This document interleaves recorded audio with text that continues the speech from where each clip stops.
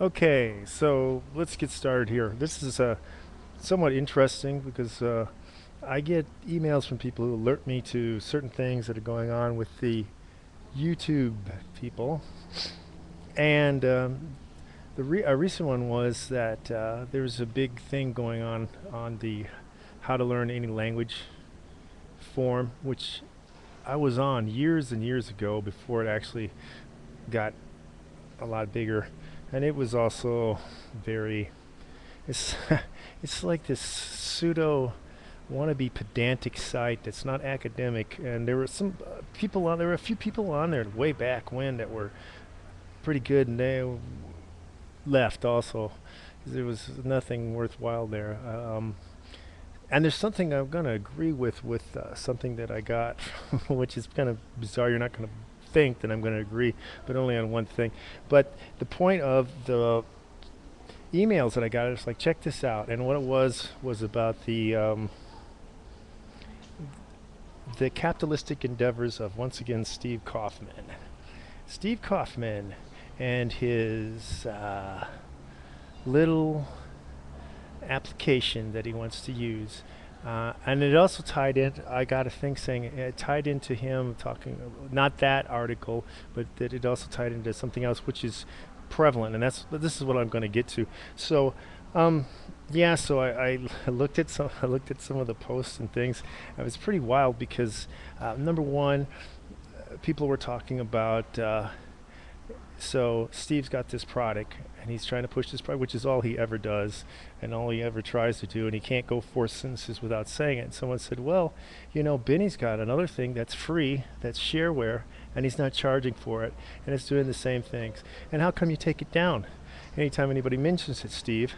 So Steve comes back with, "Well, it's spam," which is just a a cheap tactic, sort of like saying they're terrorists, so forget any rights for them. It's bad sociological machinations, which is very funny because Steve does the same thing. In fact, he was on Tim Ferriss's board years ago, and he couldn't. And Tim was talking about learning a language. Tim is he kind of stumbled across the beginnings of how a field linguist works, and people were like, "Oh, this is incredible, Tim. This is incredible. This is revolutionary." Not hardly, but once again, nobody there knew anything about linguistics. So, a lot of education will cure a lot of stupidity. Anyway, so Steve kept babbling and spamming. Let me use his word because that's what he's calling it. When he writes anything, Steve cannot go without saying anything about his stuff. Blah, blah, blah, blah, blah. And then I do this and then I do that. And this is the step because he's trying to sell. And the people are like, "Oh, it's okay to sell." Really? But only for Steve, right? Because when other people try to sell their stuff, then Steve blocks them and sends them away. And of course, anything that Steve doesn't think fits into that mold, which is his, like I said, left brain. He wants to say autodidactic. Yeah, you're never going to be able to do conversations autodidactically. Impossible. And before you want to start attacking me, try to do a little research on conversational analysis, okay? Each language has different parameters. And look at Greasy's maxims, okay? So I'm cluing you in even now. Instead of just letting you think that you know something, I'm telling you where to go to find out something. Anyway, so yeah, so Steve's talking about someone was the other link that someone was telling me what was the FSI, about the FSI follow-up, how well it had worked, their methods. And it's true, their methods have worked, and their methods worked way back. They've changed them sometimes. FSI and DLI derived from the Army method of World War II in the United States. Now, Steve's running that down because Steve has never gone to FSI. Steve has never gone to DLI. So how does he know? All he wants to do is say, yes, I don't think that you have to learn it in the classroom. Really, Steve, I've noticed on a bunch of your things that you want to run down education. So you've got your teaching certificate where? You've been involved in educational policy where? You've done what with education? You and Lauscher both like to talk about this stuff, but neither one of you have the gumption to actually go into it as a career and try to see what it's really like and see all the things you have to deal with. Because public education, number one, is not about your little idea of what things are about. You have to handle a whole lot of other aspects. I'm not going to go into all that right now, but the aspect of this that's important is that, once again, so Steve's trying to decry classroom settings because he's trying to sell his product, and his product is not a classroom setting. Steve is talking about this and that, but Steve cannot produce results. FSI can produce results. They can produce it and predict what's going to happen not only weekly, but daily, hourly.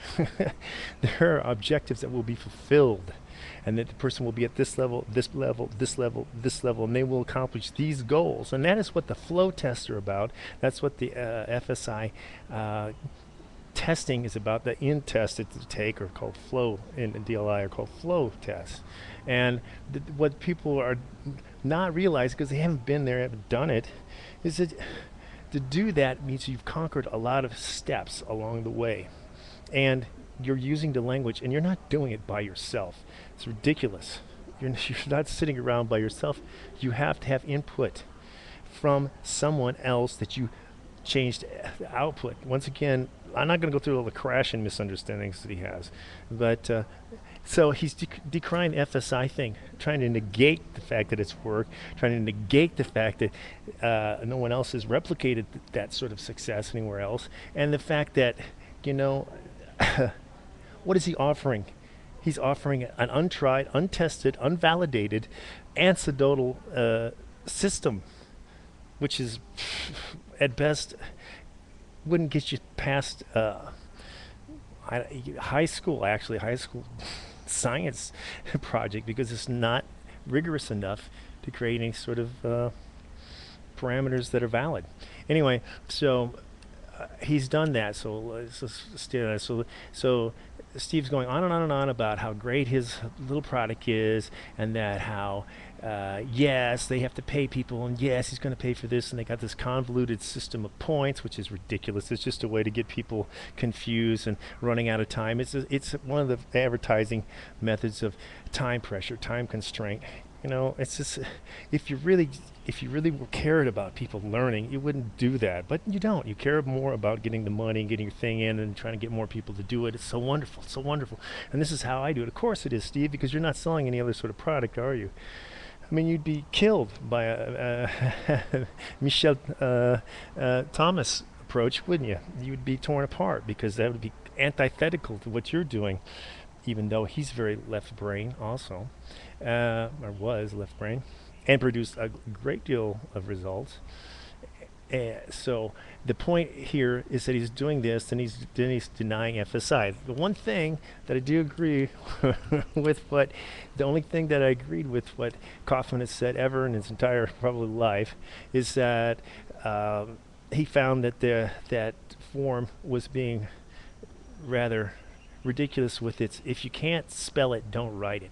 Okay, that is like this prescriptive idea of we're going to have a we're going to set the standard. Well, languages do change, and which spelling are you talking about? Because even if you're looking at English standardization of spelling has changed throughout the centuries, and it's not a phonetic language. Actually, if you want to be real, you should force everyone to write an IPA, right? But once again, that's one of the things about that form that's really irritating, is that they want to come across as if, oh, we have standards and things. We don't want to do this. We don't want to use NetSpeak. Actually, somebody said NetSpeak, which is fairly interesting, because that's one of the areas of my research right now, is in NetSpeak, which is a language variation that's only found on the internet, and there's nothing wrong with it. So David Crystal, who's the leading authority on the English language, look him up, look at all the things he's written, over 100 books and articles, has wholeheartedly said, look, NetSpeak should be embraced. NetSpeak is its own thing, and I'm not going to go into all of it because it's just a whole area of research. But there were people who thought that the printing press was going to destroy the English language, and so the people on this forum are thinking, oh, you're going to destroy the English language? Really? Really? You're really going to destroy the English language, yeah? With NetSpeak. NetSpeak is taking over, and it's internet's the largest medium ever in the entire world's history. of connecting people, of reaching people. It's the largest medium. Nothing printed, nothing reaches it. The printing press was the last invention that had this sort of magnitude, but it's not even nearly the magnitude because we're talking billions of people hooked up to the same medium, and actually can almost be in real time, which is can't be done anywhere else. But I'm getting off on a tangent because it's part of my research and computational linguistics aspect melded with text analysis. Anyway, so back to what's going on. I just want to point out again that don't think that, well, Steve talks out the left side, that he's saying, oh, okay, well, I don't think people should be able to come and talk about other products and other things. Why does he go to other people's sites constantly and talk about his crap, his garbage, and try to sell it? Steve, that's called being a hypocrite, a liar, not having integrity. So face it up. Now, on to the thing. If you don't agree with public education, instead of decrying it, do something about it, okay? Get involved and change it. You get in there. Why don't you get it? You got nothing else to do, Steve, try to become a language teacher. Let's see how well and how long you last at it. There is the challenge for you. Of course, he won't. Now, all right, into the video. And I've got to make this clear because I got idiots at this point, morons, who obviously can't understand when I say to you, if you do not have a name, a real name, and you do not have a real photo, you're not getting posted here on the commentaries. And if you're going to say something that goes counter to what I'm saying, cite sources. And if you can't do that, then shut up. All right, you're not getting on here. People thinking they're going to write and say that, oh, you're thinking, one, you're special, that no standards apply to you, or two, I am so incredible that I'm going to be able to just do it because I ignored him. It's not going to work, all right? So if you can't do that, go into hiding, get off the internet, and go. All you people with the fake names on the forums, so you can't even say who you are because you want to hide behind this, so you could write things that you'd never say to people's faces because you're actually scared little cyber trolls. Pathetic, pathetic. So don't come on here and send things and writing things, especially that's one little moron from Australia who can't learn Dutch. I mean, why don't you go live in the Sahara Desert and try to speak Inuit, What, has someone not ever told you about pragmatic limitations to things? Well, yeah, think that Steve's product's going to make you